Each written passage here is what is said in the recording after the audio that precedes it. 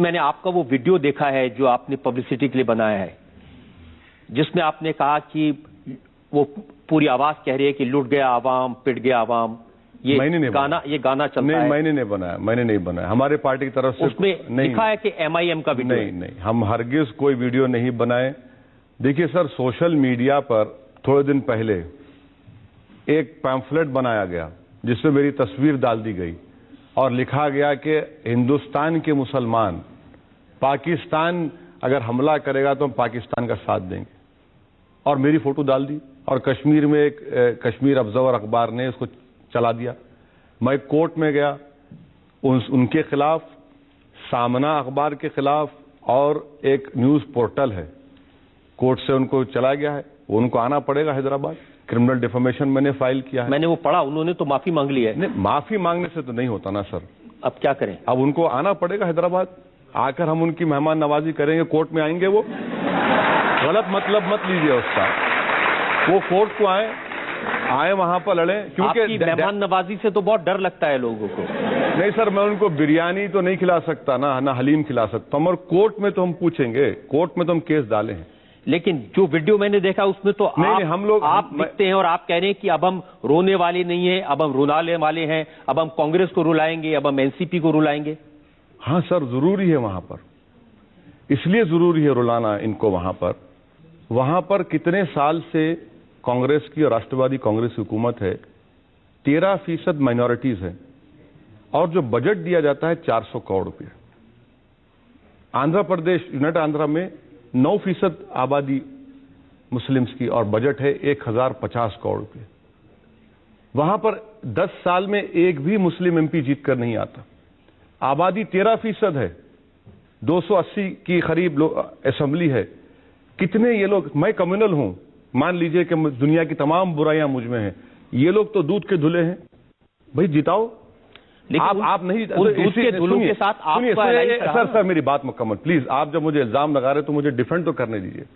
तीसरी बात यह है कि मालेगांव का बम ब्लास्ट, आप प्रोसिक्यूटर हैं, मुझे बताइए, क्या एक ऑफेंस के लिए 2 लोग जिम्मेदार हो सकते हैं? क्या साध्वी प्रज्ञा ठाकुर ने मालेगांव का बम ब्लास्ट किया या फिर मुसलमान बच्चों ने किया?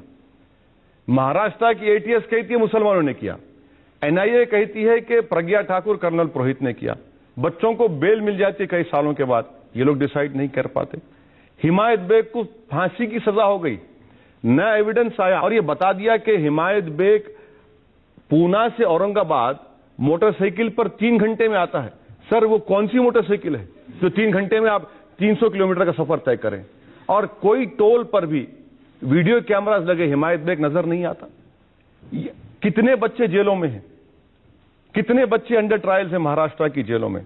इसका जवाब तो इनको देना पड़ेगा ना सर। लेकिन आपने बहुत साल कांग्रेस का फायदा उठाया, नहीं, अब आप उन पर सवाल उठा रहे हैं। नहीं सर, देखिए, जमहूरियत में फायदा नुकसान की बात मत करिए। अगर मैं ये कहूं रजत शर्मा ने किसी और टीवी चैनल में काम किया, फायदा उठाया, तो सही होगा बात ये। आज रजत शर्मा की इनफरादी काबिलियत है, आपकी काबिलियत है, आपका नहीं सुनिए, आप मुझे बात करने मौका नहीं दे रहे, वरना आप भी उस अंग्रेजी चैनल की तरह हो जा रहे हैं कि अपनी बात सुनो।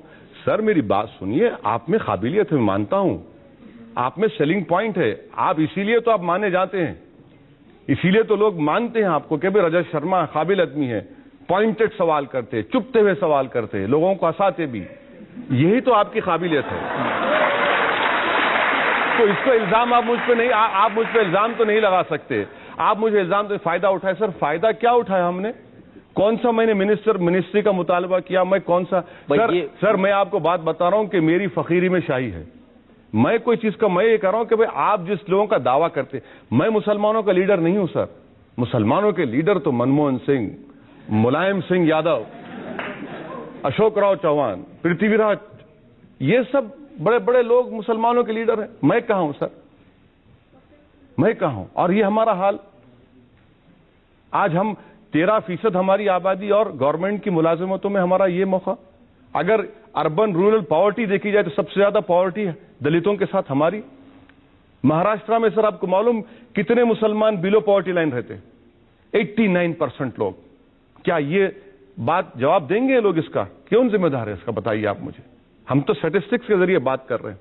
जिस तरह आपने पूरी तकारीर को निकाल कर दिखाया, मैं भी डेटा बता रहा हूं आपको। तो ये काम महाराष्ट्र में किया, और कांग्रेस से क्या फायदा सर? कांग्रेस से क्या फायदा उठाएंगे? आपको कांग्रेस को पहचानने में इतने बरस लग गए? नहीं सर, बरस नहीं लगे, हम तो शुरू से जानते हैं उनको, हम तो शुरू से जानते कांग्रेस, शुरू से जानते भी और उनके साथ भी रहते। नहीं, साथ इसलिए रहे कि मजबूरी की मां है वो। बीजेपी के साथ हम आइडियोलॉजिकली नहीं जा सकते क्योंकि आरएसएस उससे वाबस्ता है। जब तमाम सेकुलर, कम्युनिस्ट पार्टी, सीपीएम, जमीन आसमान का फर्क उनकी आइडियोलॉजी में और कांग्रेस की, मगर मकसद क्या था कि चलो एक सेकुलर गवर्नमेंट बने। मनमोहन सिंह साहब शरीफ आदमी हैं, उनके ज़ेर क़यादत एक हुकूमत बन रही है, इसीलिए हमने तायद की। कोई कांग्रेस की हुकूमत की तायद कहां, यूपीए की हुकूमत। आप महाराष्ट्र में अगर आप कांग्रेस का विरोध करेंगे, एनसीपी का विरोध करेंगे, तो उसका फायदा बीजेपी और शिवसेना को होगा। मुझे हो गया तो मुझे हो गया तो आप सर, आपको क्या इल्मे गैब आता है क्या? फ्यूचर में क्या हो रहा है? कि आप भी एस्ट्रोलॉजी की दुकान खोल लिए क्या? नहीं सर, ऐसा कैसा बोल रहे हैं आप? देखिए, नहीं, मैं मानता हूं कि आपको जिंदगी का बहुत बड़ा तजुर्बा है। आपके बाल काले हैं, सफेद भी हैं, वो इसी तरह तो सफेद नहीं हुए धूप के नीचे, तजुर्बे की बुनियाद पर हुए। मगर मुझे फायदा हो सकता है। और दूसरी बात यह है कि मैं तो सेकुलरिज्म का कूली नहीं हूं, कि मेरी जिंदगी का मकसद कि सिर्फ कांग्रेस, एनसीपी कामयाब हो जाए। मेरा मकसद यह है कि भाई इंसाफ हो, हिंदुस्तान की 13% जो अक़लियत है मुसलमान, उनसे इंसाफ हो। आपका मकसद यह है कि कांग्रेस भी हार जाए, शिवसेना हार जाए, बीजेपी हार जाए, बस ओवैसी साहब जीत जाए। बुरी बात क्या है? अगर 60 साल के बाद अगर ऐसा होता है तो मैं समझूंगा अच्छी बात है। ये कब तक मैच फिक्सिंग चलेगा कांग्रेस का और ये बीजेपी शिवसेना का, कि या तू या मैं या तू? कब तक चलेगा सर? बदलना तो चाहिए ना। ये लोग कब तक ऐसा मैच फिक्सिंग करते रहेंगे? ये मैच फिक्सिंग है महाराष्ट्र में पूरा, कि हम उतर जाएंगे तो आप बैठ जाइए, हम बैठेंगे तो आप इंतजार करिए। हम ये बता रहे हैं कि भैया और भी कोई लोग हैं जो आपको एक्सपोज करेंगे। हम यकीनन बीजेपी शिवसेना की मुखालिफत करेंगे जरूर, और हो सकता है कि हमको कामयाबी मिले वहां पर। देखिए, आपको वोट मिलेंगे नहीं मिलेंगे ये तो मुझे उसकी सर देखिए जनता करेगी महाराष्ट्र। बिल्कुल सर, देखिए हो सकता है कि मैं मेरी जिंदगी में जो ख्वाब देख रहा हूं उसमें नाकाम हो जाऊं, मुझे उसकी परवाह नहीं है। मगर मैं जो उसूल और जो बातें कर रहा हूं उसको अवाम कबूल करती है तो बहुत अच्छा है। जमहूरियत की तो यही तो खूबी है। अब ये जमहूरियत में जो आवाम यहां बैठी है, इनसे पूछते हैं ये लोग जो आपसे सवाल पूछना चाहते हैं। जी हाँ, भी आपने शुरू में आके कहा कि मुलायम सिंह चड्डी पहने हुए हैं, लेकिन ये अभी जो बीत गई ईद, उसमें उन्होंने सारे मंदिर से लाउड स्पीकर उतरवाने का आदेश दे दिया। अभी विधानसभा में उनको ज्यादा सीट आई चुनाव में, तो सारा फायदा तो वो उठा रहे हैं। नतीजा जो आया है जी, तो बीजेपी हार गए उसमें, तो क्या आपको तकलीफ हो रही हार गई तो? नहीं, वो पूछ रहे हैं कि आपको खुशी हो रही है? नहीं, मुझे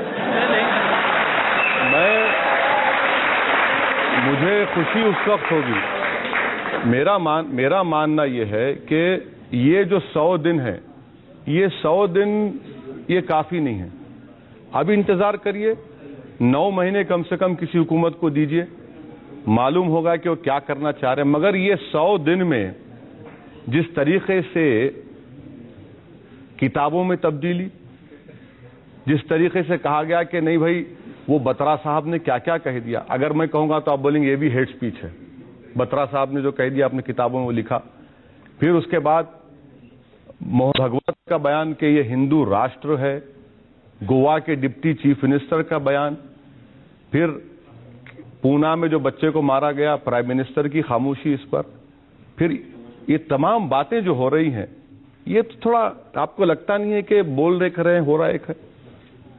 बिल्कुल बोलना चाहिए, जरूर कहना चाहिए। तो वो ये देखिए, इसीलिए आपको मौका दिया, आप अपनी बात। नहीं, मैं तो अपनी बात रखा हूं।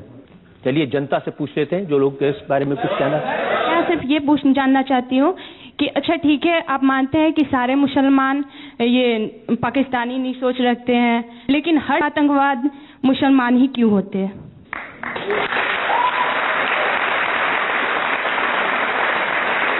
महात्मा गांधी को जिसने मारा वो मुसलमान था क्या? इंदिरा गांधी को जिसने मारा वो मुसलमान था क्या? बाबरी मस्जिद को जिसने शहीद किया वो मुसलमान था क्या? सर ये एक मिनट, दिल्ली की सड़कों पर जो सिखों को गर्दनें काटी गई क्या वो मुसलमान थे? गुजरात के गली कूचों में जिन लोगों को मारा गया और जिनको बेघर किया गया क्या वो मुसलमान थे?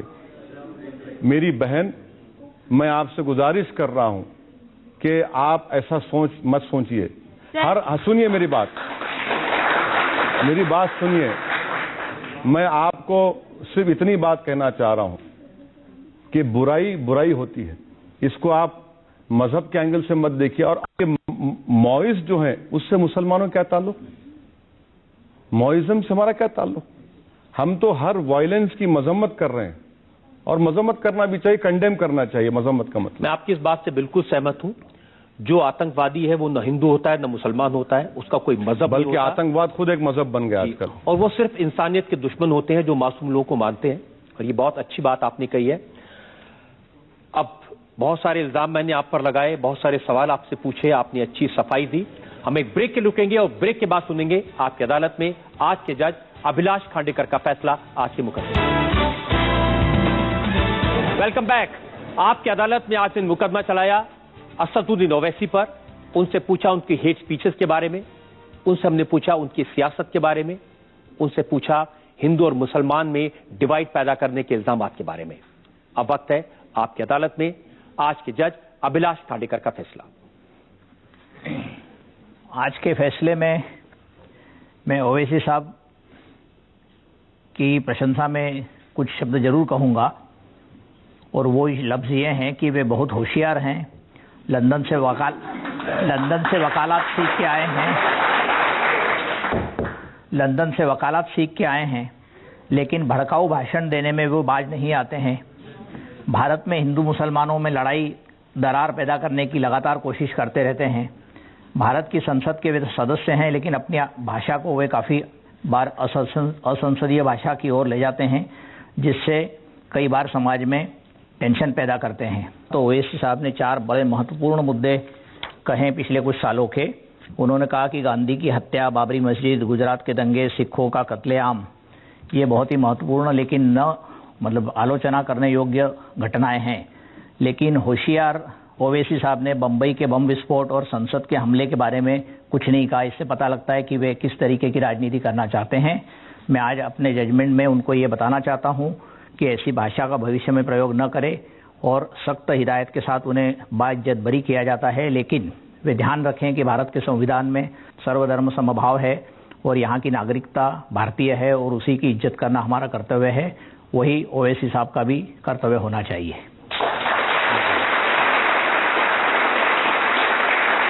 आप कुछ कहना चाहते हैं इस जजमेंट के बारे में ओवैसी साहब? मैं जज साहब ने जो फैसला दिया है, मैं आपके फैसले की इज्जत करता हूं, मगर मैं अपने डिफेंस में इतना ही कहना चाह रहा हूं कि मैंने जिन 4 वाकयात का जिक्र किया था कि महात्मा गांधी का कत्ल, बाबरी मस्जिद की शहादत, दिल्ली में सिखों का कत्लेआम, गुजरात की सरजमीन पर मासूम लोगों का कत्लेआम, इसका यह मतलब नहीं है कि मैंने पार्लियामेंट पर जो हमला किया गया है उसकी मैं कंडेम नहीं करता उसको। ये गलत आपने सोच लिया। दूसरी बात, जज साहब आपसे अदबन आपसे गुजारिश करना चाहूंगा कि बंबई में जो बम ब्लास्ट हुआ आपने गलत सोच लिया। बड़ी इज्जत के साथ आपसे अर्ज कर रहा हूं कि मैं उसकी तायीद करता हूं, नहीं, हम उसकी मजम्मत करते, हम हर तशद्दुद की मजम्मत करते। मगर मेरी नजर में ये जो 4 वाकयात हैं ये हिंदुस्तान को हिला कर रख दिए थे। हिंदुस्तान की जो हमारी सेकुलरिज्म का फाउंडेशन है उसको कमजोर करने की कोशिश थी, इसीलिए मैंने इसका जिक्र किया। यकीनन मैं पार्लियामेंट में जो हमला उसकी मजम्मत करता हूं, जो बंबई में बम ब्लास्ट हुए उसकी मजम्मत करता हूं, जो बंबई में बम ब्लास्ट से पहले जो फसाद हुआ उसकी मजम्मत करता हूं। इस उम्मीद के साथ, इस यकीन के साथ ओवैसी साहब जो इतने अच्छे भाषण देते हैं, अपनी स्पीचेस का इस्तेमाल लोगों में एकता लाने के लिए करेंगे, हिंदू और मुसलमान को साथ लाने के लिए करेंगे और देश की भलाई के लिए करेंगे। आज का मुकदमा यही खत्म करते हैं। अगले हफ्ते आपसे मुलाकात होगी एक नई शख्सियत के साथ। तब तक के लिए नमस्कार। जब सर्वश्रेष्ठ